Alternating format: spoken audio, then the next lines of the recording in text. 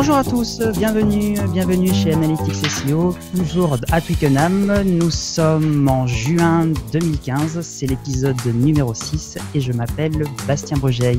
Bienvenue encore. Aujourd'hui, nous recevons trois invités pour une table ronde. Je reçois Aurélien Denis, Guillaume Eouzan et Olivier Andrieux. Bonjour messieurs. Bonjour. Alors, Aurélien, on va commencer par toi. Est-ce que tu peux te présenter en quelques secondes et nous indiquer le sujet que tu souhaites traiter aujourd'hui ?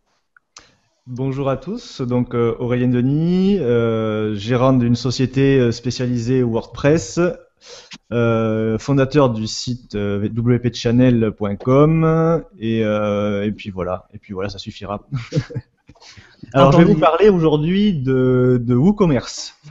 Donc suite à l'acquisition par Automattic donc de la boîte Woozim, donc qui nous a pris un peu de cours, ça a été un peu la surprise de ce mois de mai, de la fin mai. Donc voilà, ce sera mon petit sujet. Entendu, merci Guillaume. On passe à toi. Est-ce que tu peux te présenter en quelques secondes, s'il te plaît ? Guillaume Eouzan, moi je suis CEO de la société Mindfoot, qui est une société de web marketing, et fondateur aussi de la plateforme OncleWeb, qui est une plateforme de e-learning en web stratégie, et auteur d'un bouquin de web marketing aux éditions ENI. Voilà. Et aujourd'hui, l'idée, c'est de parler un petit peu du rôle du linking, puisque moi, je suis un farouche défenseur du ne pas faire de lien pour optimiser son référencement. Je suis un anti-lien complet. Voilà. Entendu, merci. Alors peut-être qu'effectivement, Olivier aura son mot à dire aussi à ce niveau-là, mais avant à mon avis, on a à peu près le même point de vue sur beaucoup de choses. D'accord. Alors, Olivier, est-ce que tu peux te présenter en quelques secondes et nous indiquer le sujet effectivement que tu souhaites traiter aujourd'hui ?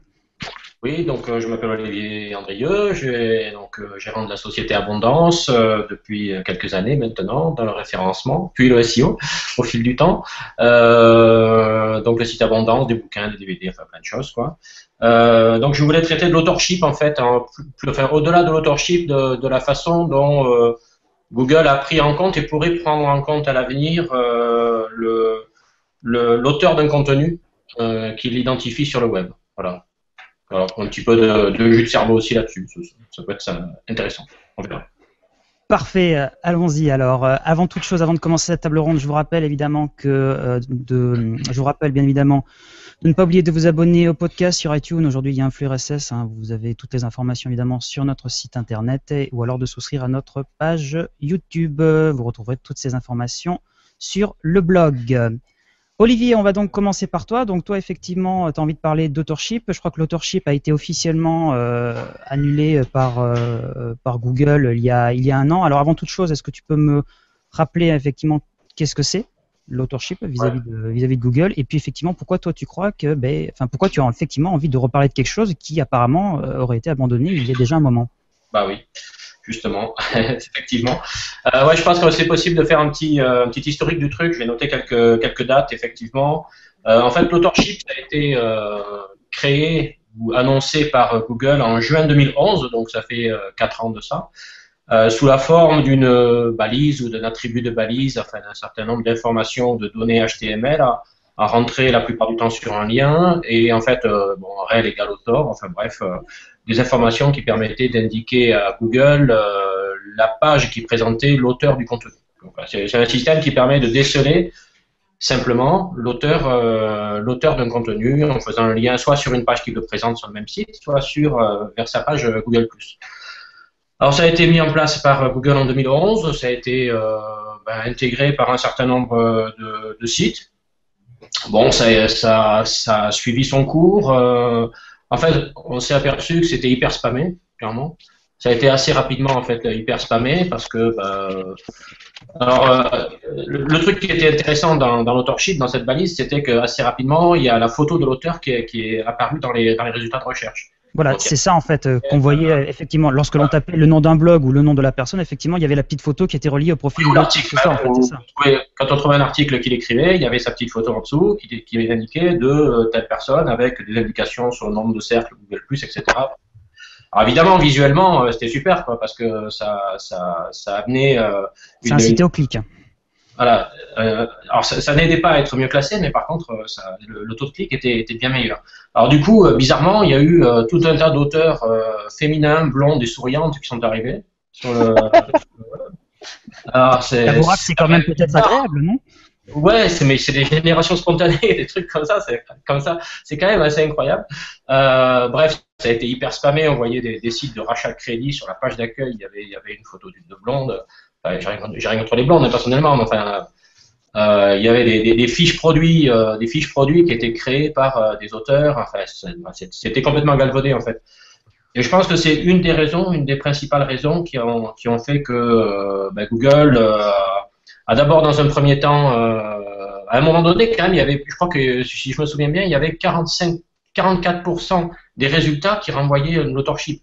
Donc c'était énorme, hein, c'est quasiment un résultat sur deux où il y avait la petite photo. Donc sur certaines requêtes, en fait, c'était presque trop parce que sur certaines pages de résultats, il y avait les 10 résultats qui avaient la photo. Donc du coup, on n'était plus mis en avant en fait. Du coup, c'était même limite plus pertinent en fait, si je comprends bien. Ouais, voilà, ouais. Puis bon, il y avait cette notion, enfin, c'était des auteurs bidons derrière, quoi, enfin, dans la plupart des cas. Donc en juin 2014, Google a décidé de supprimer la photo. Donc il y a un an de ça. Il a supprimé la photo des résultats, mais a priori, il prenait toujours en compte la balise. Il y avait encore les informations sur l'auteur, le lien vers sa page Google+, etc. Et en fait, c'est au mois d'août 2014, donc il y a une dizaine de mois, que Google a dit qu'il abandonnait l'authorship. Donc ça fait 10 mois que officiellement Google ne prend plus en compte cette balise. Ce qui est certainement vrai d'ailleurs. Hein. J'ai du mal à penser que Google dise on prend plus en compte une balise, mais la prendre en compte quand même. S'il la prend plus en compte, plus personne la met, quoi. C'est notamment sur les nouveaux sites. Alors, je sais qu'a priori tous les gens qui l'ont mise à l'époque l'ont laissé. Il n'y a pas de raison, elle ne mange pas de pain, elle ne fait pas de mal. Donc la plupart des gens l'ont laissé. Mais par contre, aujourd'hui, les nouveaux sites qui sortent, je ne vois pas quelqu'un mettre la balise d'authorship, sachant que Google a dit qu'il l'abandonnait. Donc je pense qu'effectivement, il n'en tient plus compte. Il n'en tient plus compte parce que. Ouais. Est-ce que tu penses pas, parce que moi j'ai plutôt cette vision, qu'ils ont dit on arrête justement pour éviter que toutes les boîtes, toutes les agences fassent du spamming là-dessus, mais que finalement ils en tiendraient toujours compte? Bah, à ce moment-là, ils auraient pas communiqué comme ça, je pense. C'est pas cohérent la communication. La communication de Google n'est pas toujours cohérente, certes, mais ok.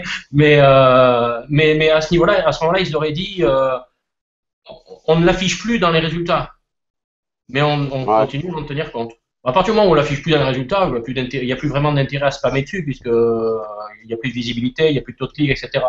Mais à partir du moment où ils disent on l'a abandonné, alors s'ils disent qu'ils l'ont abandonné, je vois pas les développeurs l'intégrer. Enfin, c'est pas logique. Le truc peut-être sur la liaison, le fait quand la liaison entre ton profil Google+ et ton site, est-ce que ça n'a pas toujours une influence sur le référencement de ton site? Alors ça c'est autre chose et puis j'ai encore des petites choses à dire. Mais pour la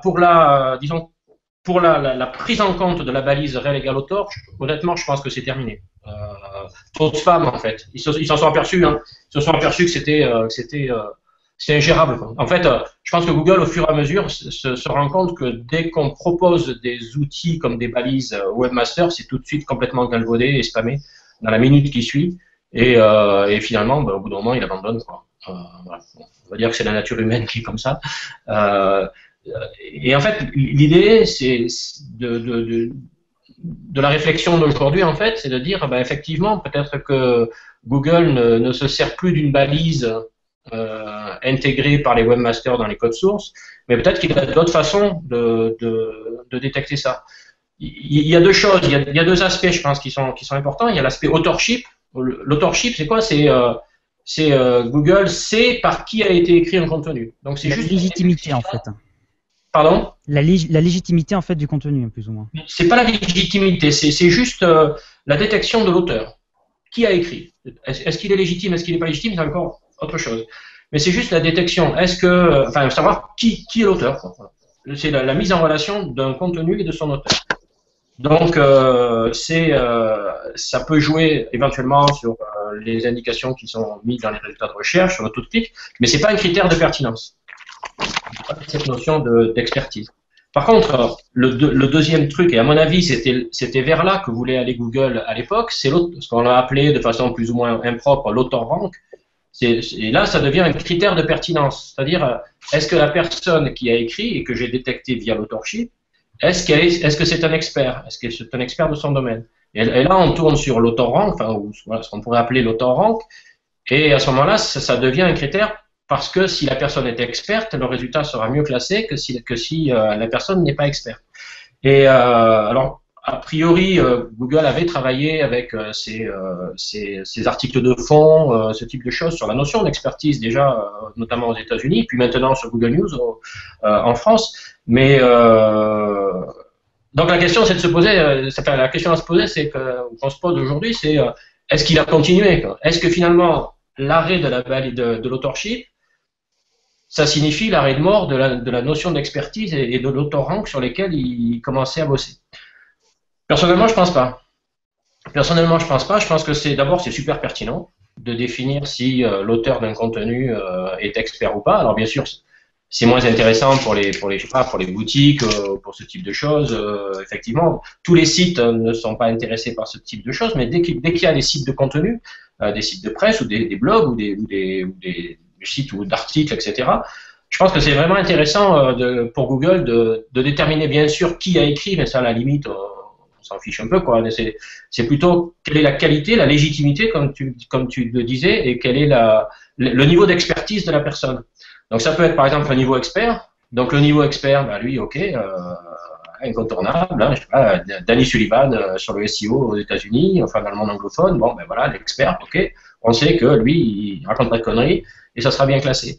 Après, il peut y avoir un niveau généraliste, c'est-à-dire c'est quelqu'un qui est intéressant, qui dit pas mal de choses, qui sont de qualité, mais par contre dans plusieurs domaines. Alors, il peut y avoir plusieurs niveaux. Ça peut être un généraliste du sport, mais un spécialiste du foot ou du tennis, etc. Donc il peut y avoir plusieurs niveaux. Le généraliste, c'est donc quelqu'un qui est connu, qui est reconnu, qui a une légitimité, mais dans plusieurs domaines différents. Et puis il y a l'inconnu, le lambda, ou celui qu'on ne sait pas, a priori, il n'arrive pas à déterminer le niveau d'expertise. Moi, j'y crois beaucoup à ça. Moi, je suis persuadé qu'il travaille là-dessus parce que c'est logique. C'est logique d'avoir cette vision. C'est cohérent pour un moteur de recherche de savoir définir qui a écrit un contenu. Donc, le problème, c'est qu'il a abandonné la balise. Donc, c'est plus webmaster de lui dire. Donc, en fait, l'idée, c'est de se poser la question comment est-ce qu'il peut définir le niveau d'expertise d'un rédacteur ou d'un auteur. Il peut y avoir, enfin pour moi, j'ai pris quelques notes, j'ai essayé de faire un peu de jus de cerveau, mais par exemple typiquement, est-ce que le rédacteur il est monocluster ou multicluster, c'est-à-dire est-ce qu'il écrit toujours dans la même thématique ou est-ce qu'il écrit dans des thématiques différentes? Par exemple, un journaliste dans la presse nationale, par exemple, il va peut-être faire un jour un article sur la politique, un autre sur l'économie, et puis un troisième sur un sujet un peu différent. Alors que dans certains domaines, je prenais l'exemple de Danny Sullivan, par exemple, aux États-Unis, lui, il n'écrit que sur le SEO. Donc, il est vraiment sur son cluster, sur sa thématique. Et donc, c'est une façon, je pense, pour les moteurs de dire, effectivement, telle personne. Ce que j'ai pas dit, c'est au niveau de la détection, honnêtement, c'est pas compliqué. Hein. À partir du moment où il y a un contenu Google sait détecter les entités nommées, donc les noms propres, hein, les prénoms-noms, les couples prénoms-noms. Donc, définir le nom de l'auteur qui va revenir plusieurs fois dans plusieurs contenus sur le même site, etc. Bon, je pense qu'au niveau de la détection de l'authorship, sans la balise d'autorship, Google a assez de choses dans ses cartons et assez de projets dans ses cartons pour savoir quel est le nom de l'auteur. Ça, je pense que c'est l'enfance de l'art pour lui. Mais c'est plutôt au niveau de la qualité, de la légitimité ou de l'expertise. Donc ça peut être, est-ce qu'il écrit tout le temps dans le même contenu ou tout le temps sur des thématiques très différentes. Ça peut être l'analyse des liens, des backlinks, bien sûr. Une personne va écrire des articles, va écrire des contenus. Quelle est la qualité des liens? Quelle est la thématique des liens qui pointent pourquoi pas les encres, etc. Bref, l'analyse du linking autour de tout ça, ça peut être assez sympa. Je pense que le dernier contrat avec Twitter peut jouer beaucoup. puisque Google a signé un contrat avec Twitter pour avoir accès à toutes les données, à tous les tweets. Bon, ben ça, les retweets, etc.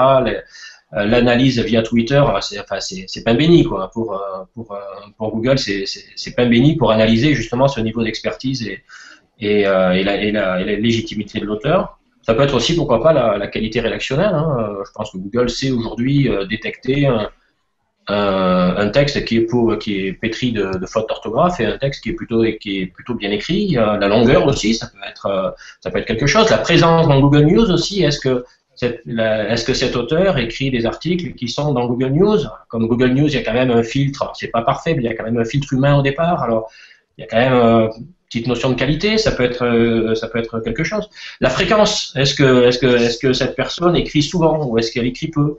Voilà, tout ça pour moi, ce sont des critères qui font que, honnêtement, je pense que Google, il a plein de possibilités pour gérer un algorithme qui, à la fois, mais ça c'est pour moi très simple pour lui, hein, à mon avis c'est très simple pour lui, qui va détecter qui est l'auteur, et ensuite quelle est la qualité, quel est le niveau d'expertise de la personne. Et en fait, il va tout gérer lui-même, il fournira pas de balises spammables, et je pense que c'est quelque chose qui peut être mis en place chez lui, ou qui est peut-être d'ailleurs en train d'être mis en place, en tout cas qui est dans les cartons, j'en suis persuadé.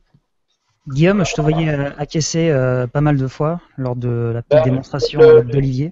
Ouais, l'idée de moi il y a très longtemps en fait quand Google a lancé Google+, le premier jour, moi j'ai fait partie des premiers comme je pense Olivier et d'autres, où on avait rempli notre petite invitation à notre feuille Google+, et en fait dans notre profil, aujourd'hui il y a une rubrique quand on met les liens où il y a écrit, je sais plus les sites, je sais plus le truc qui est écrit aujourd'hui, mais avant il y avait écrit les sites qui parlent de vous.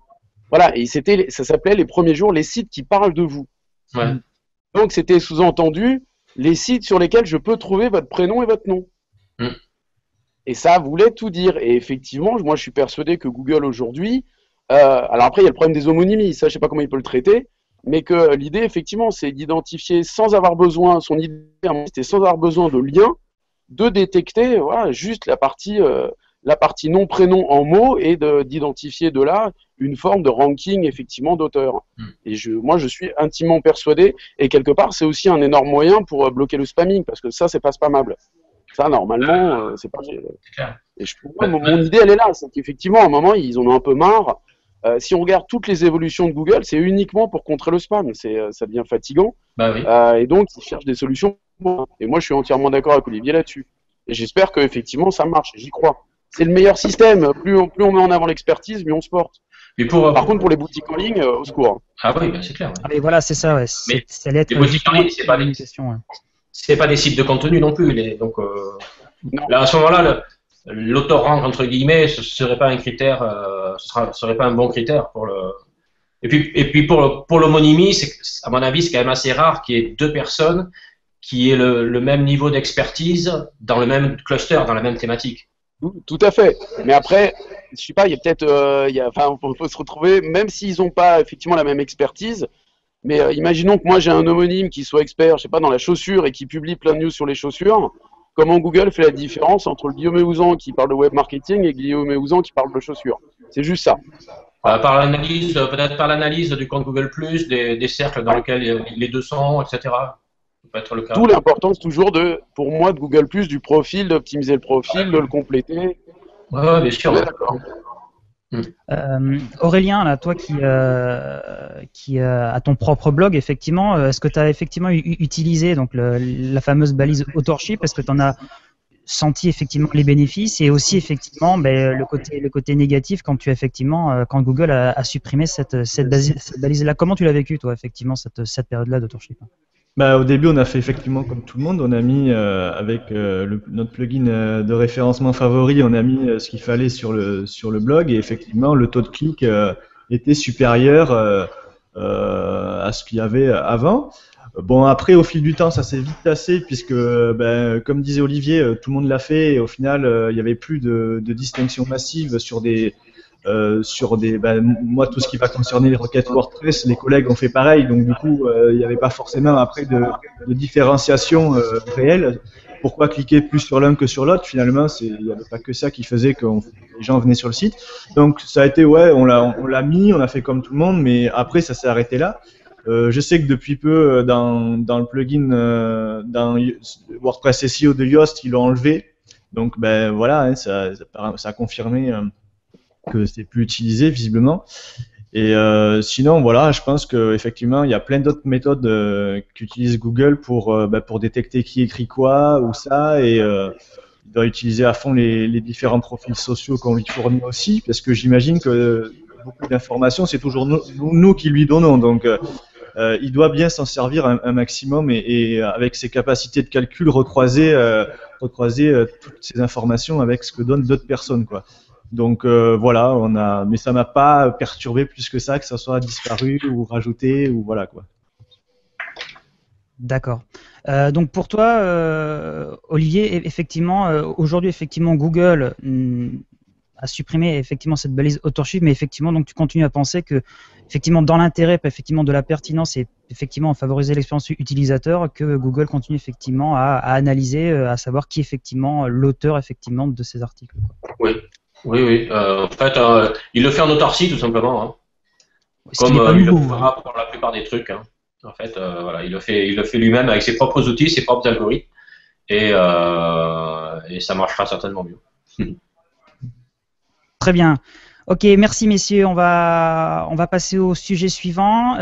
Aurélien, donc toi effectivement, tu as envie de nous parler bien évidemment donc de WordPress et Oui. plus précisément d'e-commerce, puisqu'apparemment il n'y a pas longtemps il y a eu une petite révolution ou une grande nouvelle qui est arrivée dans le milieu WordPress et qui apparemment va amener quand même pas mal de changements dans le milieu du e-commerce. Ouais, tout à fait, exactement. Ça a été un peu. Donc c'est vrai que pour recaler les faits, fin du mois de mai, ça va être vers le 20 mai, quelque chose comme ça. Il y a eu une annonce commune entre les dirigeants de chez Automattic. Donc Automattic, pour rappel, c'est la maison mère qui supporte le projet WordPress. Et avec l'entreprise Wooziems qui est connue à la base pour avoir fait des thèmes premium sur WordPress, puis par la suite pour avoir développé le plugin WooCommerce, qui s'est vite imposé comme le plugin e-commerce sur WordPress de référence, même s'il y en avait bien d'autres avant lui, mais c'est lui qui a joui de la plus grosse popularité. Ils ont annoncé donc sur leur blog respectif que Automattic faisait l'acquisition de Wooziems, et donc de tout ce qui avait attrait à WooCommerce. C'était surtout l'aspect e-commerce qui intéressait Automattic évidemment. Du coup, ça a fait un petit peu un petit buzz quoi. On s'y attendait pas. Enfin, moi personnellement, je m'y attendais pas. C'est pas quelque chose. Je pensais pas qu'ils allaient aller trop vers ça. Je pensais que les deux entités allaient vraiment continuer à faire leur business chacune de leur côté. Donc c'est vrai que ça m'a surpris personnellement. Après, quoi en penser? Il y a toujours des points positifs et des points négatifs à ce genre d'évolution. Au jour d'aujourd'hui, on est fin juin. Bon, ça n'a rien changé pour l'utilisateur, hein. Au final, pour l'instant, il y a toujours rien. J'imagine que ça prend du temps d'acquérir une société, ne serait-ce que pour les ressources humaines, etc. Moi, j'y vois plusieurs avantages.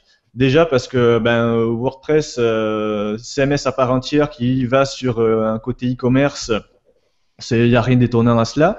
Je pense qu'ils veulent refaire ce qu'ils ont réussi dans l'univers qui était à la base du blog, se dire que n'importe qui pouvait monter son blog sans trop de difficultés. Ils doivent se dire, il y a sûrement une niche e-commerce où des gens n'osent pas se lancer, n'osent pas y aller parce que ça paraît compliqué. Donc peut-être qu'ils vont proposer cette même méthode. Alors après, sous quelle forme? Est-ce qu'ils vont faire un genre de WordPress.com qui va incorporer du e-commerce, donc leur plateforme à la demande en SaaS là, ou alors effectivement aussi pour ceux qui touchent le code, incorporer ça, aller plus loin dans le plugin WooCommerce et développer et donner un niveau supérieur encore à ce plugin. Je sais pas vers quoi ils vont aller. En tout cas, il y a beaucoup de portes ouvertes, beaucoup de possibilités. Je pense que moi, de mon point de vue, je pense que c'est une bonne chose parce qu'ils vont amplifier non seulement en termes de ressources humaines, ils passent à plus de 300 personnes, les deux boîtes cumulées, donc c'est vrai que ça tient la route. Au niveau financier aussi, paraît-il que ça se porte très bien, donc c'est une bonne chose aussi. Maintenant, est-ce que c'est, on va vite le voir, hein, à moyen long terme, qu'est-ce que ça va donner? Est-ce que ça va être, on se réjouit au début parce que ça peut être une bonne chose, mais est-ce qu'au final, ça va pas réduire la capacité d'extension qu'ils avaient, et est-ce qu'ils vont rentrer dans un moule comme l'a fait moi, enfin, à titre personnel, j'ai un peu peur que ça pourrait, la crainte que j'aurais, ça fasse un peu le parallèle que quand Microsoft avale une boîte comme Skype ou comme Nokia, et au final, on se retrouve avec un peu moins d'innovation, un peu moins de dynamisme, à mon sens. Mais bon, est-ce que la comparaison elle vaut ce qu'elle vaut, ouais, donc voilà. Sinon, bon, après, il y a plein de questions en suspens. Que vont devenir ces différentes marques-là? Comment vont se positionner les concurrents? Les concurrents aussi bien les autres plugins WordPress comme WordPress e-commerce, dans une certaine mesure Easy Digital Downloads, et aussi GigoShop qui était à la base le module qui a servi à WooCommerce, mais également bien sûr les autres solutions comme Magento, PrestaShop, etc. quoi. Sachant qu'au niveau mondial, c'est vrai que WooCommerce c'est assez surprenant et très très bien positionné par rapport à ses concurrents en termes de part de marché. Bon après on peut creuser plus sur quel type de sites ils sont positionnés, quel volume de chiffre d'affaires, etc. Mais c'est vraiment on trouve de tout hein, comme type de site, c'est ça qui est très intéressant. Et moi ce que j'apprécie c'est que finalement quand on va livrer des projets aux clients, soit ils n'auront pas forcément là un module e-commerce de base ou dans leur projet. Et donc par la suite, on pourra leur proposer beaucoup plus facilement parce qu'ils connaîtront le back-office. Donc gros avantage pour eux pour continuer à faire évoluer leur site. Et on va bénéficier de tout l'écosystème WordPress, aussi bien référencement que les autres modules qui vont bien. Et nous, au niveau développement, on pourra continuer à se faire plaisir parce qu'on sera sur, par exemple, moi ce que j'aime bien, c'est faire des thèmes sur mesure. Au niveau des thèmes, on sera sur la hiérarchie de template de WordPress classique, donc on pourra faire un peu tout ce qu'on veut. Donc je pense que voilà, pour les développeurs, on va pouvoir se faire plaisir, pour peut-être les référenceurs aussi, j'espère. Voilà, ça ils le diront. Et puis voilà. Quoi. Quelle est ta vision de WooCommerce par rapport à des solutions classiques comme PrestaShop ou Magento?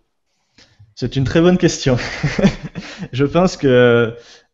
Je pense qu'ils ont du souci à se faire, surtout PrestaShop en France, qui à mon avis, d'ailleurs, j'ai lu quelques articles, je pense qu'il faut qu'ils sortent leurs armes là, parce que ils peuvent s'inquiéter. L'argument qui est souvent cité par les agences, c'est de dire, on fait un e-commerce en Presta et à côté de ça, on met un blog WordPress pour essayer de faire monter leur référencement ou ce genre de choses. Et au final, pas mal d'agences et de développeurs avec qui je travaille aussi se disent, bon, PrestaShop, il y a aussi pas mal de bugs, c'est pas forcément la panacée. On va aller voir du côté de WooCommerce qui nous propose et apparemment, ça entraîne.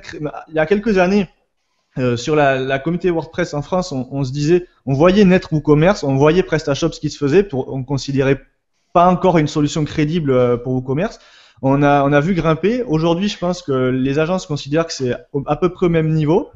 Et que sur beaucoup de projets, elles ont le choix à faire, je prends du Presta ou je prends du WooCommerce. Ça, c'est quelque chose que j'entends très régulièrement, quoi.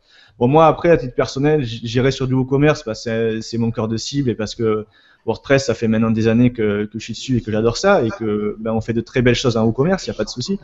Mais je pense que c'est un peu les deux mastodontes qui vont s'affronter dans les prochains mois et on va voir ce qui se passe, comment ils dégainent un peu leurs armes les uns face aux autres, je pense. Pour moi, Magento, je l'extrais un peu, c'est un peu une cible un peu différente, quoi. Et qui demande un niveau d'expertise complètement plus élevé aussi, quoi. Guillaume, toi qui possèdes ta propre agence web, est-ce que ça va changer un petit peu ta manière de voir au niveau des plateformes e-commerce? Oncle Web, c'est du e-learning, mais donc c'est une plateforme e-commerce, elle est en WordPress. Hein. Nous là-bas, c'était pas de la boutique en ligne, c'était la problématique de trouver un learning management system qui soit clean. Et c'est vrai qu'aux États-Unis, il y en a pas mal qui ont été développés en WordPress, donc on est parti sur WordPress et donc WordPress avec WooCommerce. Et c'est vrai que ça marche très bien. Après, pour l'instant, il y a un frein parce qu'effectivement, Presta, je confirme, je suis entièrement d'accord avec les galères Presta. Nous, on a des galères en ce moment sur Google Analytics et PrestaShop, les remontées de conversion, vente, tout le monde a des galères. Que le développement Presta, effectivement, c'est plus onéreux, prend plus de temps. et que les possibilités avec WordPress sont assez géniales, même pour le client. C'est une telle simplicité de création de page à l'endroit, à l'envers, en 2 colonnes, 4 colonnes. À mon avis, plus WordPress va se développer dans le e-commerce, plus on va y aller. Après, il y a aussi des bugs, il y a aussi des galères avec l'e-commerce, mais effectivement, c'est une solution qui, à mon avis, va prendre beaucoup d'ampleur. Et Presta, en fait, ils n'ont pas arrêté de cumuler aussi. Il y a eu la version, je sais plus, c'est la 5 ou je sais plus laquelle, qui a eu plein de bugs. 1.5, je crois. Ouais, voilà, c'est une véritable horreur. Donc, je pense que petit à petit, tout le monde va petit à petit virer de bord. Ça va démarrer par les petites boutiques en ligne. Ça va démarrer par les petits qui n'ont pas nécessairement beaucoup de budget parce que c'est moins cher de développer en WordPress, qui vont commencer à se faire tous leurs boutiques comme ça. Et puis petit à petit, à mon avis, on va effectivement croiser, je pense, les grosses boutiques en ligne. Tout à fait, c'est ça. Il y a des très grosses boutiques déjà, alors j'ai pas les noms, mais il y en a avec des dizaines de milliers de produits et ça tourne très bien, hein, il n'y a pas de limitation. On entend souvent le mythe de la limitation qu'on entendait déjà il y a 5 ou 6 ans sous WordPress. WordPress est limité, on peut pas créer de plus de 1000 articles ou je sais pas trop quoi. Mais c'est quoi le problème? C'est qu'une question de serveur et de base de données. Il n'y a pas eu un de code qui a dit à 1000 produits, ça pète quoi. Ouais, mais je pensais plus à une réflexion sur à la base dans la tête des gens WordPress, c'est du blog, et voilà, c'était resté sur le blog. La limite, elle est là. Ouais, c'est ça, on l'utilise pour quelque chose pour lequel il n'est pas fait au départ, quoi. C'est ça dans l'idée des gens, je pense. Ouais, dans l'historique, c'est ça. Dans l'historique, il y a vraiment cet esprit blog et ça reste très bon pour faire du blog. Mais aujourd'hui, les 2 tiers des usages sont style CMS avec les types de contenu. Maintenant, ça fait un bon moment, quoi. Donc c'est un peu toujours marrant d'entendre encore ce mythe qui perdure. Mais bon, les mythes, ils ont toujours la vie dure. Donc. Ah bah sur le web, les mythes, ils bougent pas. Hein. Non. Enfin, c'est pas grave, on fait très belles choses et les gens, quand ils verront qu'il y a de très belles choses qui sont avec, surtout, moi, j'attire l'attention sur la partie design qui est vraiment ce que voit l'internaute en premier lieu, ce qui fait acheter et on a vraiment pas de limite sur WordPress. C'est vraiment bien pensé en termes de responsive, on peut vraiment tout faire. Il n'y a pas un blocage quelconque sur les templates. Voilà, il suffit voilà, n'importe quel bon développeur, intégrateur, avec un bon web designer, il va se faire plaisir, quoi. Il va se faire plaisir. WordPress, il y a un autre truc que j'aime bien, c'est toi, tu développes plus sur mesure. Nous, oui. On est super transparent avec les clients, on prend des templates et on les intègre. On bosse avec des prestats là-dessus parce que c'est pas nécessairement un truc qu'on fait en interne. Mais moi, ce que j'aime bien, c'est que tu peux changer un site en une journée. C'est-à-dire que tu as monté ton site avec une template, 4 mois après, finalement, le look and feel ne revient plus. En une demi-journée, une journée, si tu prends, si la template que tu avais prise, elle est clean, tu en prends une nouvelle et tu peux intervertir. Et moi, c'est ça que j'adore sur WordPress. Ce qu'on n'a pas sur Presta, c'est toujours plus compliqué sur Presta et Magento, j'en parle même pas. Oui, c'est vrai. Après, il faut tomber sur des bons thèmes premium, effectivement, il y a de tout. Faut pas acheter n'importe quoi. Faut pas acheter n'importe quoi, mais c'est vrai qu'il y a des cibles qui sont très appropriées pour partir sur du premium et je crache pas de son non plus parce que bientôt c'est quelque chose sur lequel je serai à même de proposer des choses, donc voilà. Mais ça c'est le petit teaser. Mais sinon voilà, on peut couvrir tous les marchés du premium, du sur-mesure et c'est vrai qu'on a de la flexibilité. Une des grandes forces de WordPress, c'est sa flexibilité, quoi. C'est clair. En plus de la communauté qui est immense autour, quoi.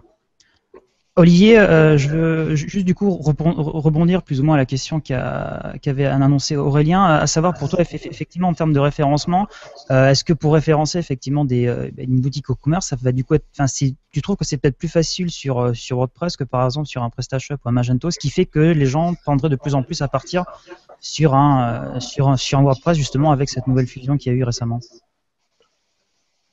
Ouais, je pense que WordPress, de toute façon, il est né avec le SEO dans son ADN.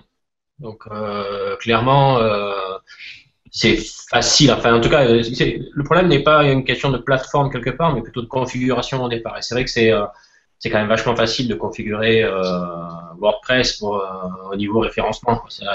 Quand tu mets les bons plugins. Après, c'est du travail, c'est toujours du travail, mais ça marche quand même plutôt bien. Il y a vraiment des extensions qui sont excellentes. Donc, pour WordPress, je me fais absolument aucun souci. Ce qu'on voit, c'est vrai avec Magento ou PrestaShop, c'est que parfois c'est très usine à gaz et C'est pas un problème, c'est moins un problème de configuration que de duplicate content, de gestion des URL. Enfin, parfois ça part en vrille, quoi, et c'est vraiment très compliqué. Donc sur mon expérience, j'ai pas d'expérience sur WooCommerce, donc ça je pourrais pas en parler, mais sur tout ce qui est WordPress, ça reste quand même assez techniquement simple et plutôt facile à gérer.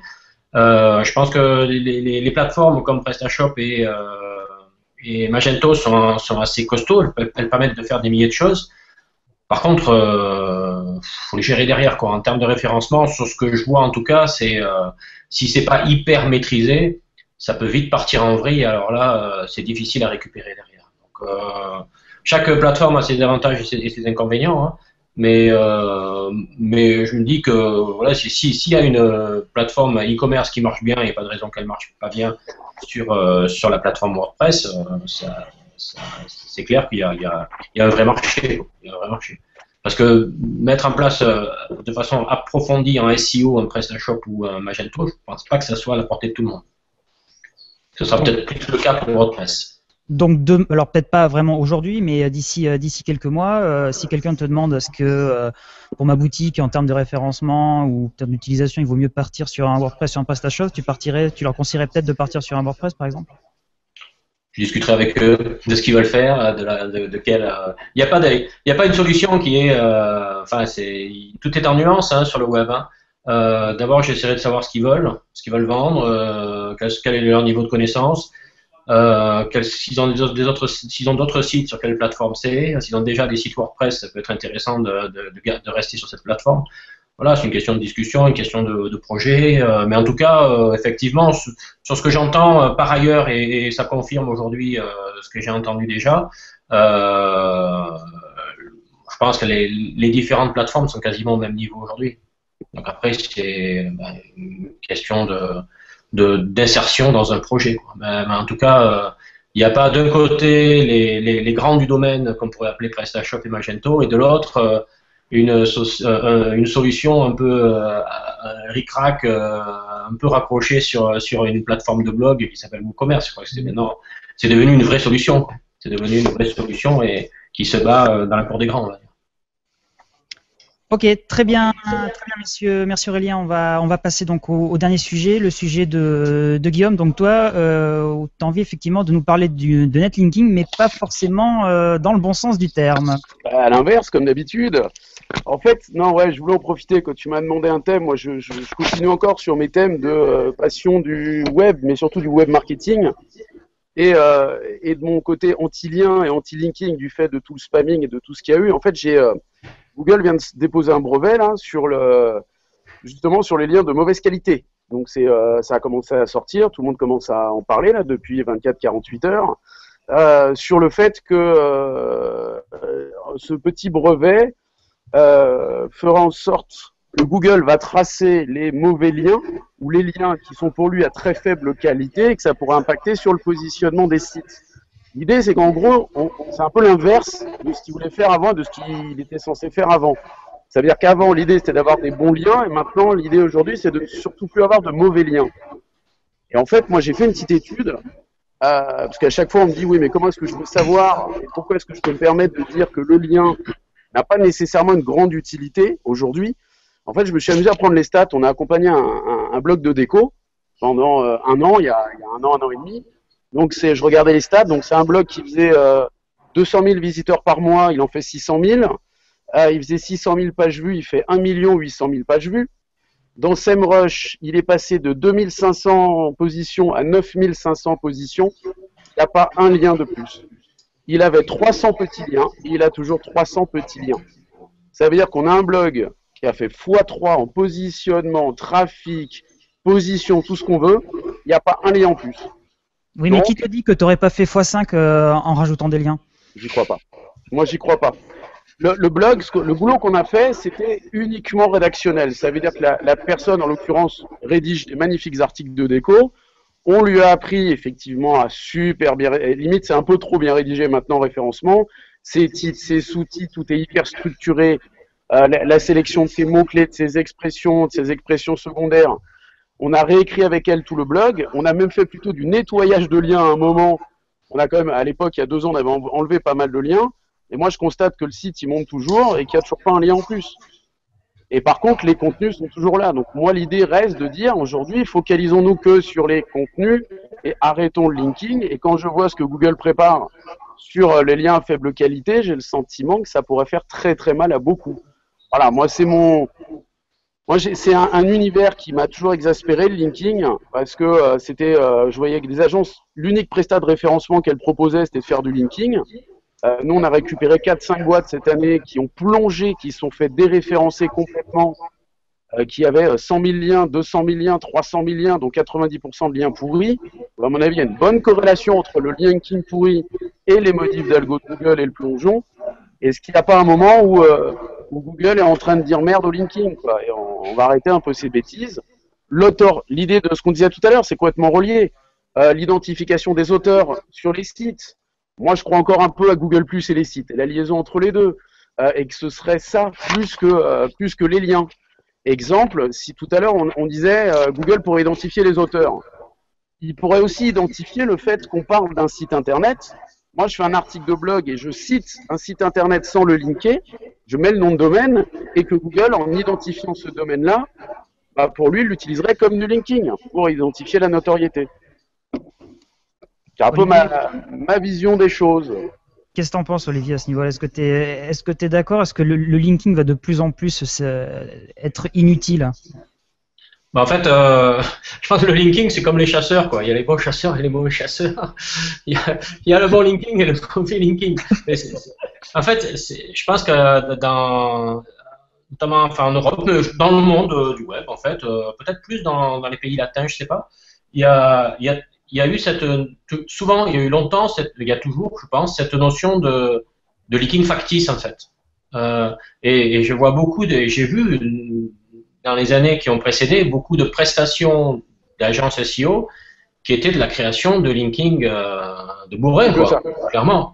On a vu les annuaires, on a vu les faux communiqués de presse poubelles. En fait, c'est pour moi créer du lien qui ne sera jamais cliqué et qui n'a pas vocation à être cliqué, c'est du suicide numérique, quoi, clairement. Entièrement d'accord. Le lien est là pour amener du trafic, c'est tout, quoi. S'il amène du trafic, il amène du référencement. Mais en fait, ce qui est bizarre, je sais plus quand j'en ai parlé lors d'une conférence il y a pas longtemps, quand je crois que c'était à Metz. Quand on voit les gens qui sont arrivés dans le SEO depuis 5-6 ans et qui ont vécu Penguin, qui était typiquement le filtre pour tuer le linking de faible qualité. Et les gens qui étaient là depuis 5-6 ans, ils n'ont pas compris, quoi. Ils ont dit mais le SEO, c'est le linking factice, quoi. Enfin, il y avait vraiment cette notion de synonymie entre le SEO, c'est du linking factice, quoi. Donc c'est normal, si on fait du SEO, on fait du linking factice. Mais non, on n'est pas obligé de faire du travail de bourrin si on fait du SEO, on peut aussi faire du travail de qualité. Et moi, ma façon de voir les choses, ça a toujours été de dire faites un bon site et les liens viendront. Et là, ce seront des bons liens. Ça ne veut pas dire qu'il ne faut pas contacter ses clients, d'autres sites qu'on connaît pour essayer de faire du travail. Moi, quand j'ai créé Abondance, en 98, donc, j'avais contacté Voilà, donc le portail de France Télécom, et le journal du net, en gros, qui existait déjà. Et je leur avais dit, mais écoutez, moi je viens de créer un site sur les moteurs de recherche, il n'est pas très connu, il vient de sortir. Ce que je vous propose, c'est que j'écris des articles gratuitement sur la recherche d'informations. Donc chaque semaine, je leur écrivais un article assez long sur la recherche d'informations, et puis je mets mon nom avec un lien vers mon site. Bah, ça a créé du linking, mais c'est du boulot, c'est pas du lien factice. Ça a non seulement créé du linking, mais surtout ça a créé du trafic. Et pour moi, une stratégie de netlinking qui génère du trafic, ça marche. Une stratégie de netlinking qui ne crée pas de trafic, ça peut marcher, bien sûr. Hein. Tout le monde sait qu'on peut avoir tous les résultats qu'on veut en linking en 15 jours en faisant des réseaux, machin truc, encore que c'est devenu largement plus difficile qu'il y a quelques années. Mais si c'est pour se faire exploser dans un an, à quoi ça sert, quoi? Enfin, quelle est la pérennité du truc? Si on veut de la visibilité sur le mois qui vient et ensuite le truc il est flingué, bon ben pourquoi pas, je veux dire, chacun son truc, mais par contre, il faut vraiment l'anonymiser, parce que, à mon avis, dès qu'on a un casier qui est ouvert chez Google, on peut pas faire n'importe quoi derrière, donc il faut quand même faire attention à ça. Nous, on a eu un truc qui est bizarre, en fait. On avait récupéré un client il y a quelques années, et au moment où on le récupère, donc c'était un courtier en crédit immobilier, c'était il y a 3 ans, qui était bourré de liens pourris qui pointaient vers lui, et au moment où on le récupère, modif d'algo de Google, le site se met à plonger. Nous, en urgence, on devait changer son site. On change son site complètement. On fait des tonnes de contenu, on fait plein de choses. On arrive à contrôler le truc, le site plonge. Le site ne touche pas à une virgule de son contenu depuis 2 ans. Donc, il s'est fait flinguer en juillet. On est quoi là? On est en 2015. Le site s'est fait flinguer en juillet 2012. En juillet 2014, le référencement est reparti en flèche. Et moi, j'ai regardé parce qu'on a un pote qui a eu un site qui a le même problème et on a l'impression qu'il y avait une peine de tôle de 2 ans. C'est-à-dire, le site, il s'est fait dézinguer. 2 ans plus tard, quasiment jour pour jour, le référencement repart. Et je me suis dit, peut-être que quand on a une pénalité chez Google, on a une durée de pénalité. Et après, Google, on repasse dessus et est-ce qu'on sort ou pas de la pénalité? Je sais pas, mais franchement, la date à date, il est bizarre, quoi. Ça fait vraiment 2 ans pile poil. Dans SEMrush, ça fait chute, encéphalogramme plat, remonté. Le site, il n'y a pas une virgule qui a été changée dessus. Par contre, on avait enlevé les liens, hein, mais on les a enlevés il y a 2 ans. Donc vous n'êtes pas si catégorique que ça, messieurs, si je comprends. Il faut le linking, il ne faut pas totalement effectivement l'abandonner, mais vraiment avec. C'est pas une stratégie de linking qu'on fait, c'est une stratégie d'apport de trafic. Voilà. Quand on travaille son marketing, on est là pour amener du trafic à un site. Si on a des articles de blog qui écrivent des articles sur nous en faisant un lien, soit volontairement, soit parce qu'on les a contactés, c'est bien pour amener du trafic. Après, ça peut amener ou ça va amener du référencement. Mais la base, c'est juste de réfléchir en trafic. Pour moi, on ne doit plus faire de stratégie de netlinking. On fait des stratégies d'apport de trafic qui peuvent passer par le fait d'obtenir des liens sur certains sites. Moi, et on ne doit plus... Vas-y. Je crois beaucoup à la notion de lien bio, en fait. Voilà. Le bon lien, c'est un lien bio, naturel. Dès qu'on essaie d'y mettre de l'OGM, ça ne marche plus. Enfin, ça peut marcher, mais on a un troisième bras qui pousse, quoi, ça va pas. Ben, le problème, c'est qu'on parle de SEO, on aurait dû rester sur le terme de départ, référencement naturel. Ouais. Complètement. Ouais. C'est plus le SEO qui fait du lien, quoi. SEO bio, j'aime bien. Ouais. On va mettre un logo, on va mettre un picto. Un nouveau label, on va. Sans OGM. Ouais, il va falloir créer un nouveau label. Aurélien, toi qui effectivement a un blog, et donc effectivement tu crées pas mal de contenu. Est-ce que justement tu penses la même chose à faire effectivement que tes liens en fait ils vont juste créer à générer du trafic et puis c'est tout? Ouais, bah, tout à fait. Moi, j'ai jamais fait de netlinking, de tous ces trucs, enfin, de création de liens sur des réseaux et trucs. J'en entends parler, j'ai des collègues dans le milieu, tout ça, mais c'est pas un truc que je vais maîtriser et auquel je vais me risquer parce que je suis sur du long terme. Donc le site, ça fait maintenant 6-7 ans qu'il existe et j'ai pas envie d'avoir des problèmes du jour au lendemain et que tout s'effondre et que tout s'arrête, quoi. Mais en même temps, c'est des articles qui sont des tutoriels. Donc, quand tu fais des tutoriels, tu rends service à des gens. Et dès que tu rends service à des gens, finalement, tu leur apportes des réponses et tu obtiens très facilement des liens vers ton site parce que la solution, elle est chez lui. Voici le lien et allez faire ce qu'il a dit. Alors, la manip, le bout de code, le logiciel à télécharger, j'en sais rien. Du coup, c'est vrai que quand tu as ce type de site, ça se fait plutôt naturellement, quoi. Moi, j'ai jamais eu trop de problématiques là-dessus. Après, tu as atteint un niveau et un rythme de croisière où ça évolue pas plus que ça et je pense qu'à un moment donné, tu as une taille critique qui fait que sur WordPress en France, tu vas pas pouvoir non plus faire un trafic démentiel, hein. C'est un sujet qui est quand même sur des développeurs, des agences, enfin voilà, c'est pas non plus ça reste quand même une niche. Voilà, c'est une niche. Après, à un moment donné, tu atteins le niveau, je pensais. Donc, quand tu as atteint la taille critique, tu vas pas non plus chercher à avoir plus de trafic que ça. Après, est-ce que la question que je poserais, est-ce que Google est capable de calculer pour chaque lien un taux de clic et donc de se dire si les liens qui pointent vers ce site ils ont un taux de clic proche de 0, finalement c'est des liens de mauvaise qualité et donc on va le déclasser. Je sais pas si ça fonctionne comme ça, mais peut-être que Olivier et Guillaume pourront répondre, je sais pas.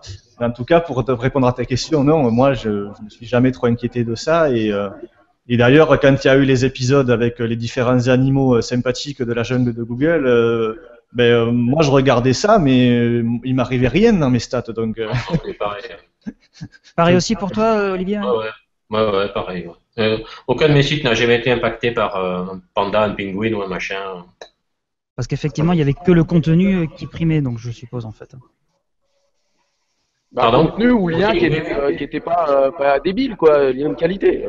Je disais qu'il y avait effectivement que le contenu et Guillaume a juste vient de rajouter qu'il y avait effectivement que les liens de qualité qui primaient en fait, tout simplement. Par contre, c'est vrai que ce que ça a ramené, c'est le negative SEO, ou en tout cas les tentatives de negative SEO.